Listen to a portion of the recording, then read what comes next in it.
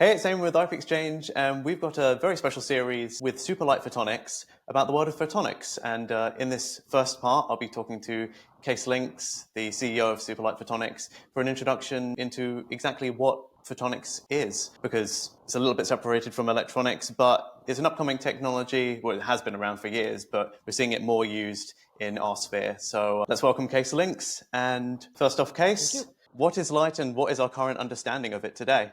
Light is very fascinating. There was light. Light is so common that we really have to step back and be fascinated by how special light is, because we are using it, every day. And when we miss it, we turn on the light. And if you think that's normal, well, there was a time that the only way to get light when there was no sunshine, that was, making a fire. We have come the last 200 years. We have come a long way, and light has commoditized. But in reality, it's something extremely fascinating. This commoditization, by the way, also has kind of changed the world. When we talk about the Industrial Revolution, we talk a lot about machines and going on into computers and aeroplanes, etc.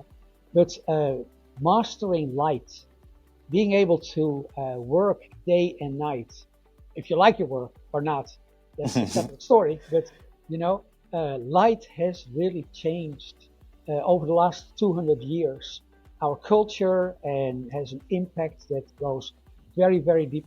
I also must say, we talk a lot about computers and internet and artificial intelligence. And that are all sexy subjects, but the impact of light over the last 200 years, and now in photonics, is amazing, and actually it's the start of a new era. And I can explain that a little bit more, because if you go to a retail store and you do scanning at the cashier,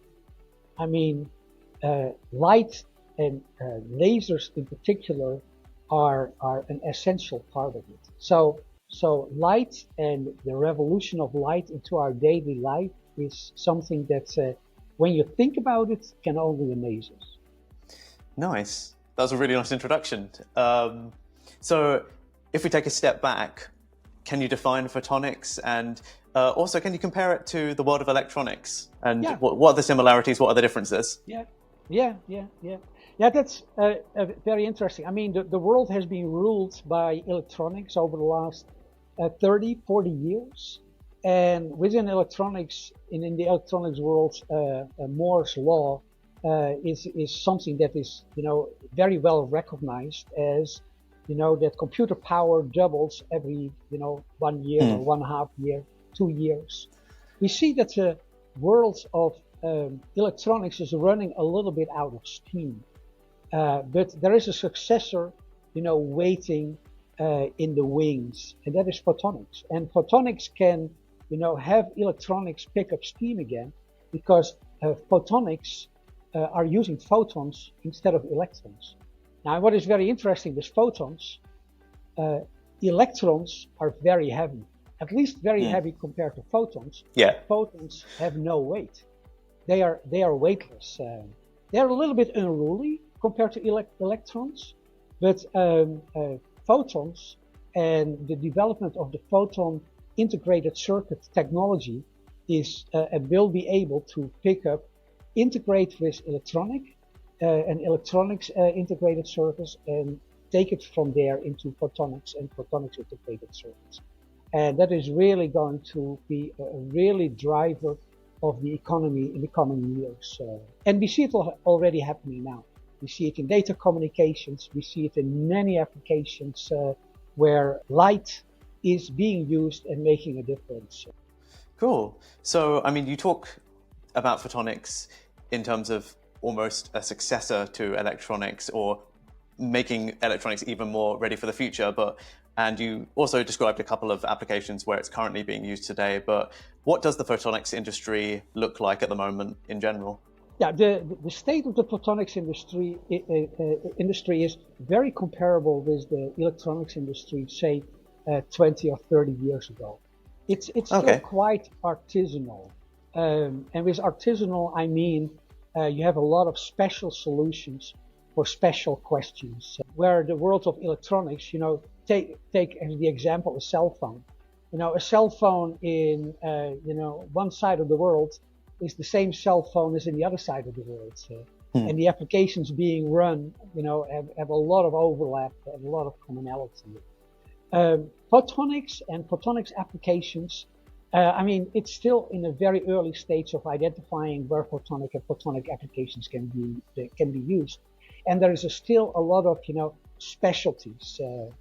And the expectation is over time, a lot of these specialties will commoditize and will make the use of photonics, more and more common, and not replacing electronic technologies, but way more building on top. A very practical example of photonics is fiber to the home. With fiber to Okay. the home, Yeah. you basically get the internet, that is electronics, translated into photonics, light, to your house, and then in your house it's converted back from photonics into electronics. So that's already an example where, and the reason is simple.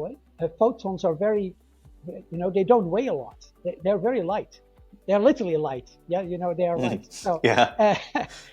but so the amount of energy it takes for photons to go from one place to the other place, is significantly less, and that's why.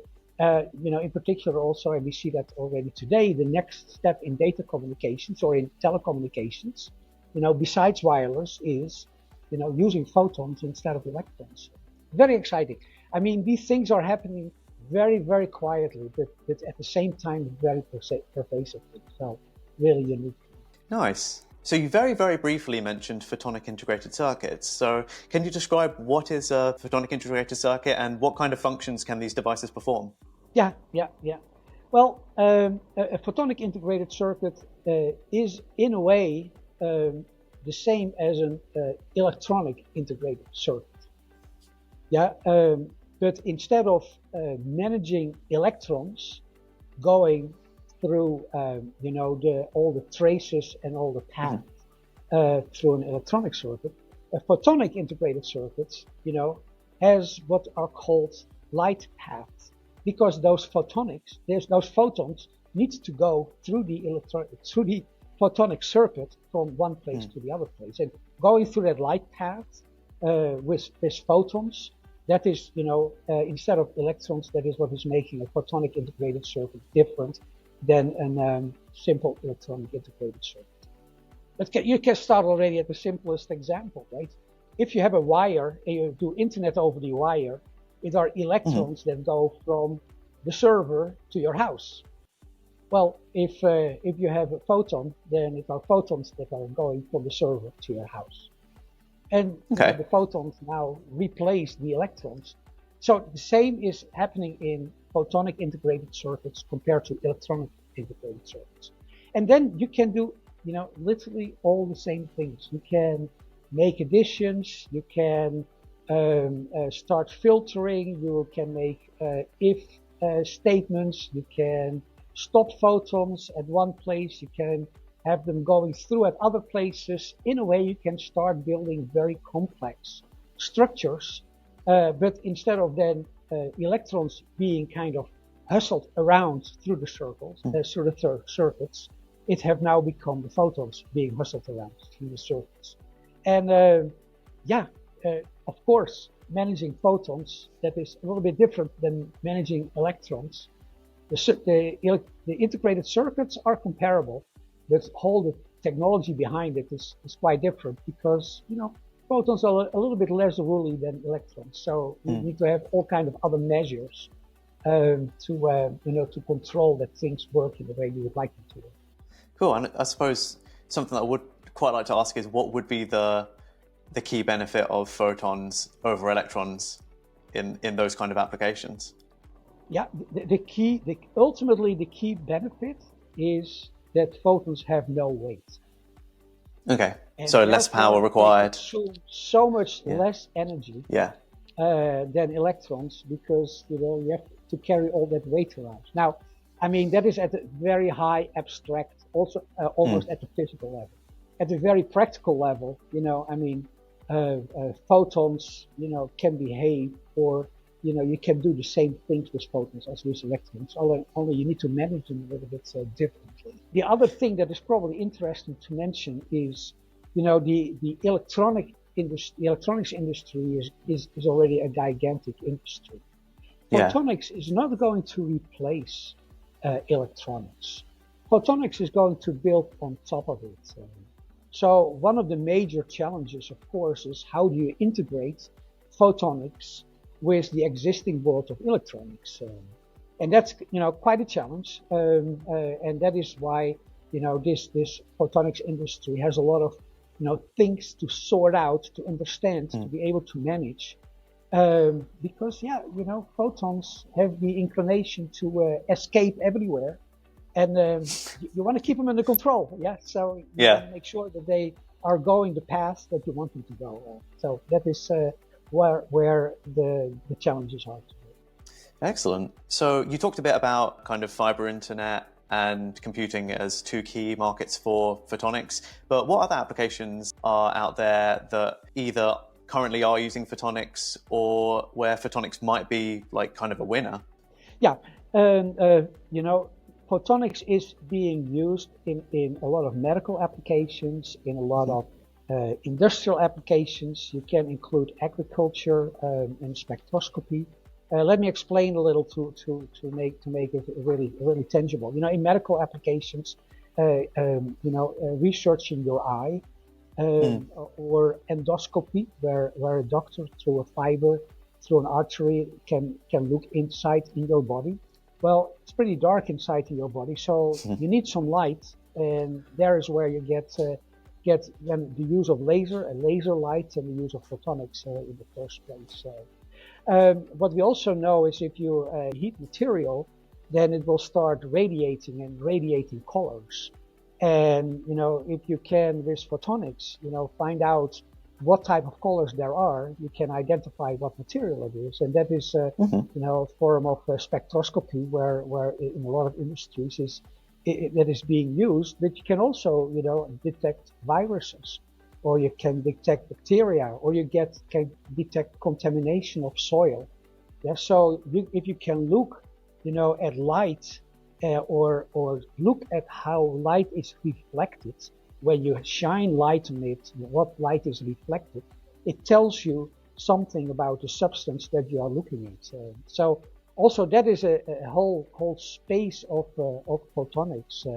And then in the industrial space, just think about quality, about being able to identify cracks in material that you want have no cracks for safety or security reasons. Think about wings of airplanes, think about bridges, but also think about computer chips. Computer chips are very, very small and narrow. They need very precise light to be able to make these very small computer chips. So in your daily life, you see a lot of special light and lasers, but also very practical in the industry, in the medical world, in the agricultural world. Light is being used in multiple ways beyond imagination. And I think that's a beautiful way to end this introduction to photonics. So thank you very much, Cees, for joining me today. And in part 2, we'll be talking about Superlight Photonics supercontinuum laser. So that's going to be very exciting. Where should people go if they want to learn more about Superlight Photonics? Well, go to our website or step by in our facilities.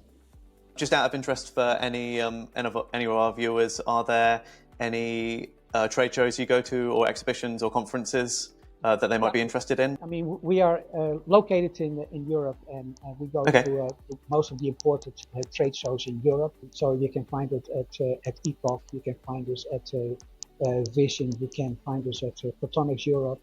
But quite often we go to California as well, Photonic West. This is one of the shows that we go and display our products. Cool. Well, thank you very much for joining me today, Cees. And I look forward to talking about more Superlight Photonic technology in part 2 and part 3 of this series. You're very welcome.